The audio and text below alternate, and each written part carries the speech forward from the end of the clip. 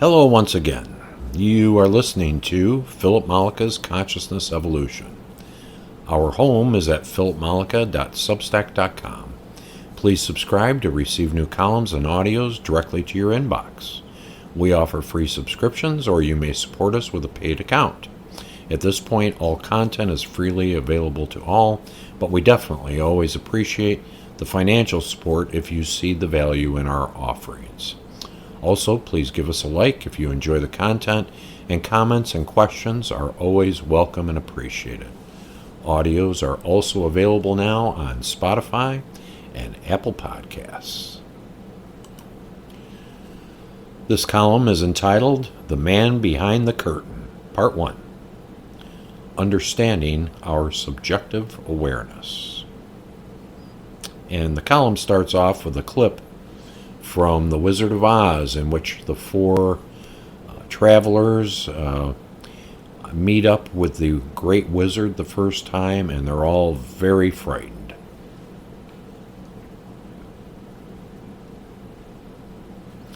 For most of us, and I must surmise because I only know my own experience, when we begin to explore our minds, our subjective awareness, it can be as frightening as it was for the quartet who approached the great wizard.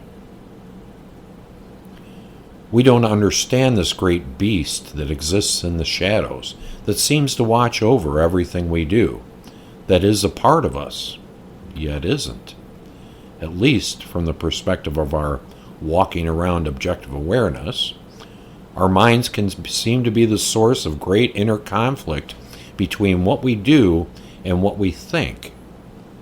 We really don't understand what our mind is or how it works, what is real and what is just our imagination. Philosophers, psychologists, and pundits have long considered and debated what exists beyond the gray matter of our brains. Is it a collection of passed down animal instincts from our so-called physical evolution? Is it our subconscious, developed through nature and nurture in the years of our childhood?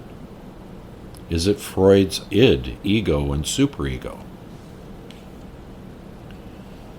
So to begin our discussion, allow me to share my first real recognition of my own subjective awareness, in which I discovered that there appeared to be some aspect of myself of which I was previously unaware.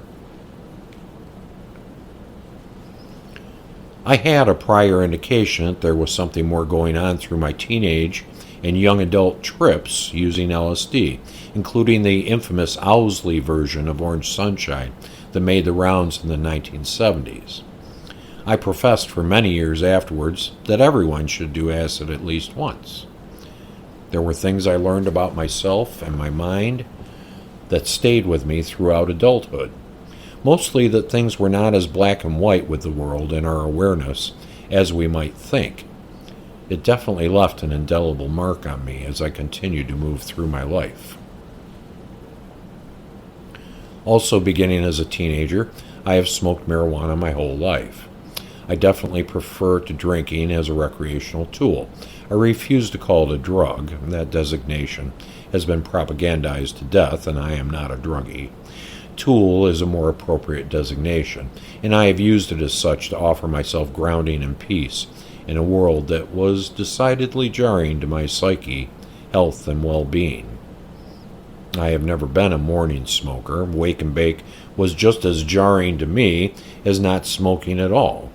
My preference has generally been to smoke in the late afternoon, evening, or nighttime as a calm down from my corporate life as an IT engineer, much like others may like an alcoholic beverage.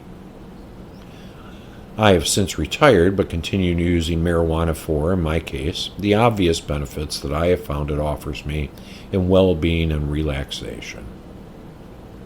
I also credit marijuana with allowing me a greater connection to my subjective self.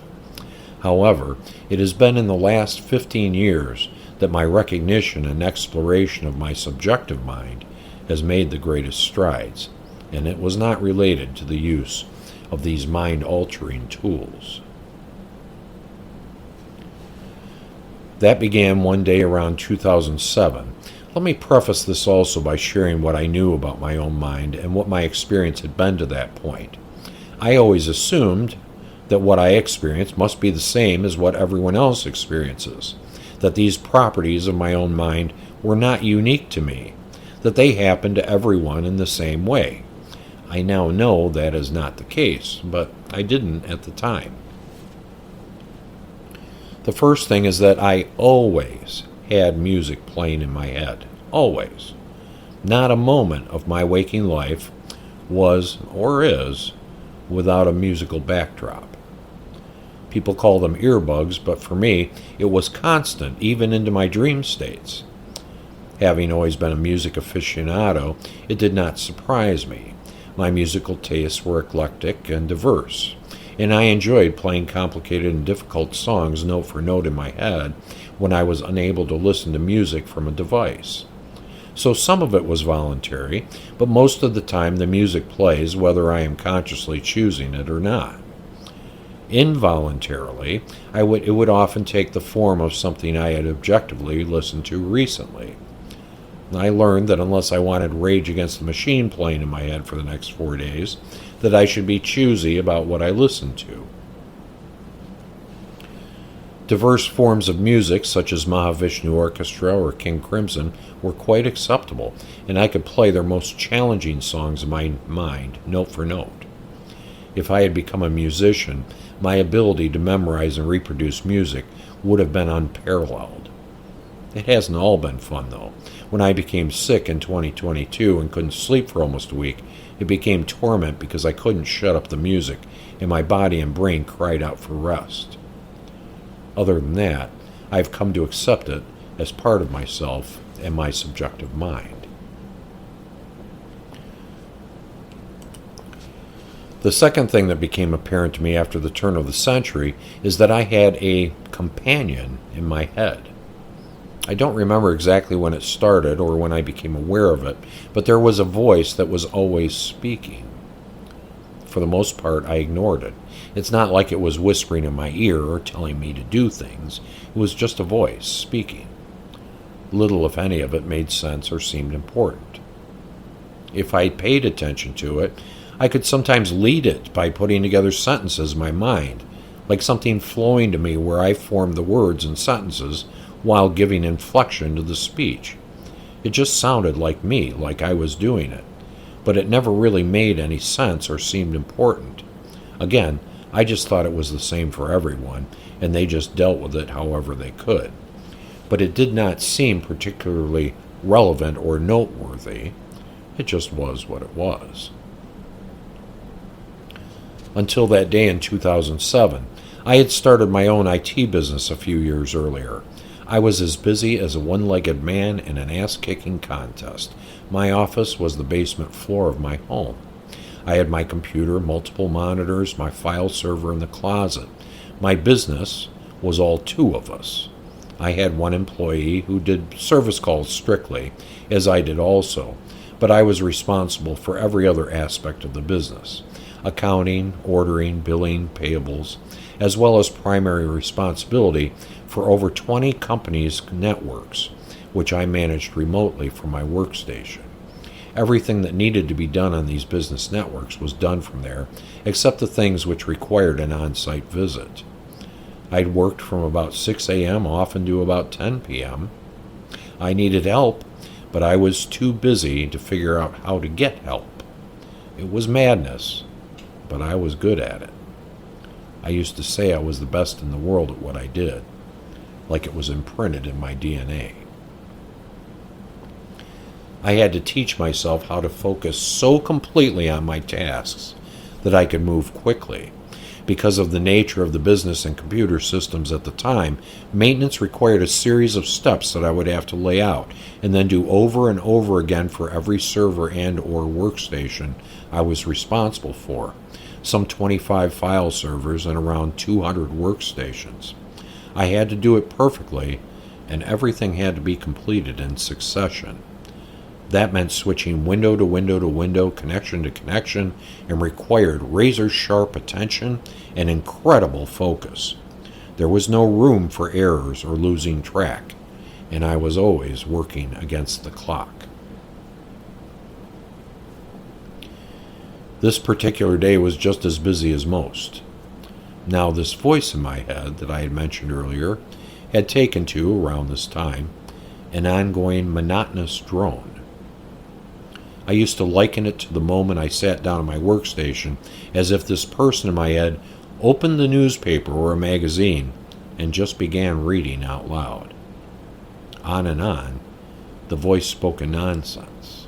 Not gibberish, but may as well have been. And on this day, as the morning gave way to afternoon, I was embroiled in one of my usual series of tasks. I was running updates on remote systems and shuffling windows on and off my screen in succession as I made my way through the processes. I was pushing my abilities to do so very aggressively. The voice had been quite consistent throughout, but it seemed to be getting louder and louder, and it finally reached a fevered pitch where it was becoming a distraction. I tried to settle myself, but I was really becoming dismayed by this point. I didn't know what the voice was, and I was powerless to stop it. Finally, in frustration, I slammed down my mouse on my desk, pushed my chair away, threw up my hands in the air as I loudly yelled out, What? What is it that you want?" What happened next is something I'll always remember. The voice fell silent. A few moments passed, and then I heard clearly and concisely the voice, but this time in a whisper. It said, "Shh, he's listening." I think I was so astounded that I literally laughed out loud, and then I sat there dumbfounded as the silence returned. Although the voice returned, it was never in the same manner. I had to learn how to listen. Almost from that moment on, the voice became not a nuisance, not a trick of the mind, not something to be ignored, but a partner. It was still a couple more years before my life took a turn toward embracing spiritual or mystical matters, but I believe this incident is when I made my first steps in recognizing my subjective awareness.